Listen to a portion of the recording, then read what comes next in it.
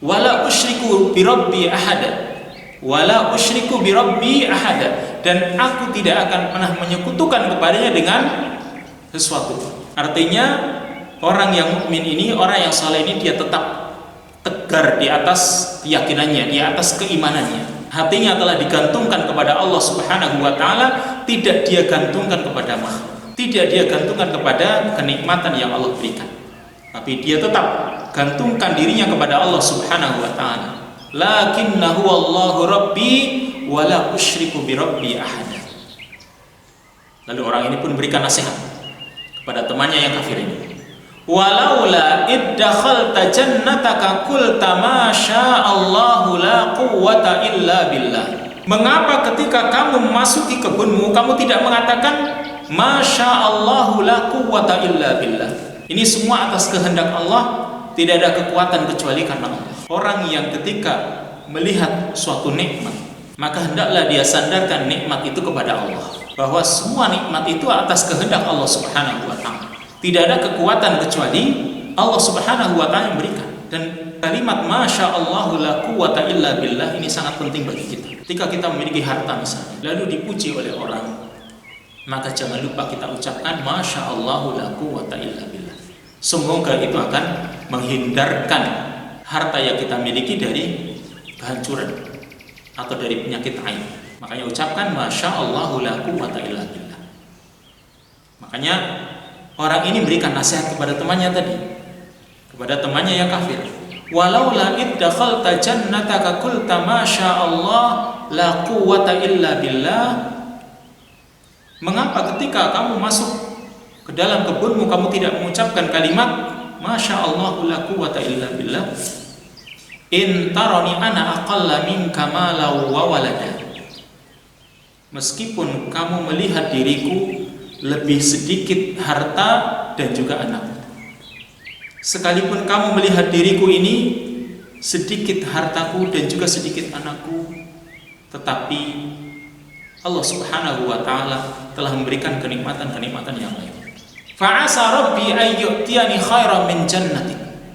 Maka semoga Rabbku memberikan kepadaku yang lebih baik dari kebun yang kamu miliki.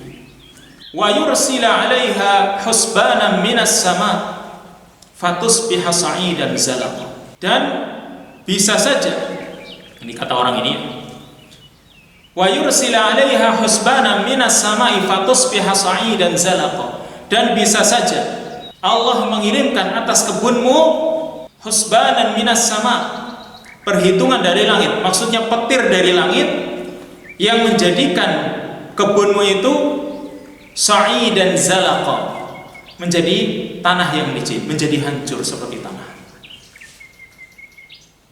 Au yusbiha ma'uha ghauran falan tastati'a lahu talaba. Atau menjadikan air kebun itu menjadi surut dan kamu tidak bisa mencarinya lagi.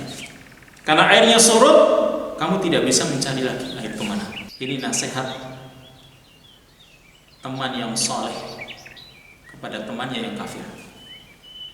Sahabat yang soleh memberikan nasihat kepada sahabatnya yang kafir, yang dia mengingkari kenikmatan Allah Subhanahu wa taala. Makanya di sini Allah Subhanahu wa taala menerangkan dua orang sahabat yang punya perilaku yang bertolak belakang. Yang satu kafir mengingkari kenikmatan yang Allah berikan kepada dirinya, dan yang satu mengingatkan temannya ini akan nikmat-nikmat Allah Subhanahu wa taala dan apa yang harusnya dilakukan oleh seorang yang mendapatkan nikmat. Lalu akhirnya ending dari percakapan dua orang ini, apa yang terjadi pada kebun yang dimiliki oleh orang yang kafir tersebut? Allah mengatakan wa uhita bi samarihi fa asbaha yuqallibu kaffaihi ala ma anfaqa fiha. Allah mengatakan wa uhita bi samarihi, dan dibinasakanlah kekayaan yang dia miliki. Fa asbaha yuqallibu kaffaihi, maka dia pun akhirnya membolak-balikkan kedua telapak tangannya, tanda penyesalan. yuqallibu kaffaihi ala ma anfaqa fiha, ya, dia menyesal atas apa yang telah dia belanjakan, apa yang telah dia keluarkan pada kebunnya tersebut. Wa hiya khawiyatun ala urushiha, dan ternyata kebunnya itu sudah roboh dengan anjang-anjangnya. Ya, kebunnya itu, karena kebunnya adalah kebun anggur, maka sudah roboh dengan anjang-anjangnya, dengan yang untuk menahan pohon anggur tersebut itu semuanya roboh dengan pohonnya. Khawiyatun ala urushiha. Dan dia pun mengatakan, wa hiya khawiyatun ala urushiha wa yaqulu ya laitani lam usyrik bi rabbi ahada. Dan dia mengatakan, duhai andai kata aku tidak menyekutukan Rabbku dengan siapapun. Walam takul lahu fi'atu yansurunahu min dunillah. Dan dia tidak memiliki sekelompok yang bisa menolongnya dari siksa Allah. Wa ma kana muntasira, dan dia juga tidak mendapatkan pertolongan. Ini keadaan orang tersebut. Lalu akhirnya Allah Subhanahu wa taala, endingnya setelah terjadi hiwar, percakapan antara dua orang ini, Allah mengatakan wa uhita bi samarihi, maka kekayaannya pun akhirnya dihancurkan, dibinasakan. Fa asbaha yuqallibu kaffaihi ala ma anfaqa fiha, dan akhirnya dia pun membolak-balikkan kedua telapak tangannya sebagai tanda penyesalan, ya, penyesalan ala ma anfaqa fiha, atas infak yang telah dia keluarkan, atas nafkah yang telah dia keluarkan pada kebunnya tersebut. Wa hiya khawiyatun ala urushiha, dan ternyata kebunnya itu roboh dengan anjang-anjangnya, dengan yang untuk menyangga pohon anggur itu roboh sekalian dengan pohonnya.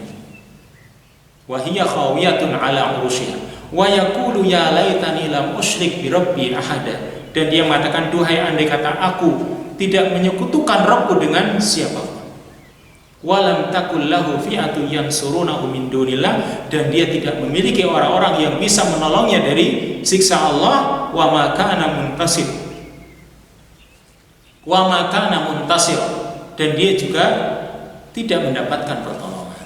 Ini akibat dari mengingkari kenikmatan yang Allah berikan.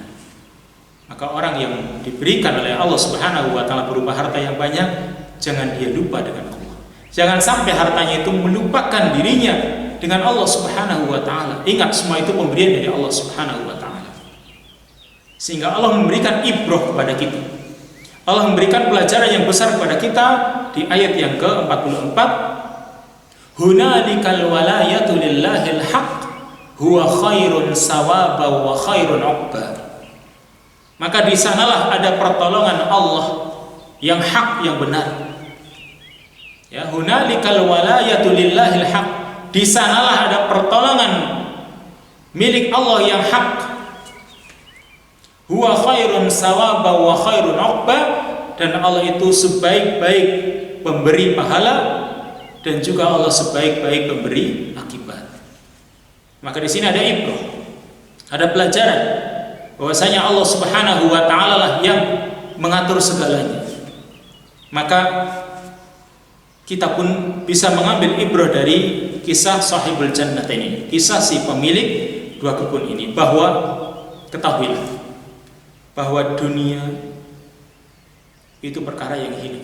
Dunia itu, kata Nabi SAW, dibanding akhirat itu tidak jauh beda, ya, tidak jauh beda dengan orang yang mencelupkan jari tangannya ke laut. Orang yang mencelupkan jari tangannya ke lautan yang luas, lalu dia tarik, maka air yang menempel di jarinya itu adalah dunia, sedangkan akhirat itu samudranya. Maka carilah yang luas ini, jangan mengejar yang sedikit, ya. Carilah yang luas ini. Karunia Allah Subhanahu wa taala yang sangat luas adalah akhirat. Wal akhiratu khairu wa abqa. Akhirat itu lebih baik dan lebih kekal. Kemudian kita juga harus ingat, ya, kita juga harus ingat tentang awal penciptaan kita. Kita harus ingat tentang awal penciptaan kita, bahwa asalnya kita itu dari tanah, dari perkara yang hina. Kita itu diciptakan dari sesuatu yang lemah, lalu mungkin menjadi kuat, dan suatu saat kita akan menjadi lemah lagi, dan kita akan mati, menjadi tanah kembali. Maka jangan kita itu sombong, jangan kita itu menyombongkan diri kita dengan harta yang kita miliki, karena semua itu adalah pemberian dari Allah Subhanahu wa taala, amanah dari Allah Subhanahu wa taala, yang kita akan dimintai pertanggungjawaban atas amanah yang Allah berikan kepada kita. Demikian, billahi taufiq wal hidayah. Wassalamualaikum warahmatullahi wabarakatuh.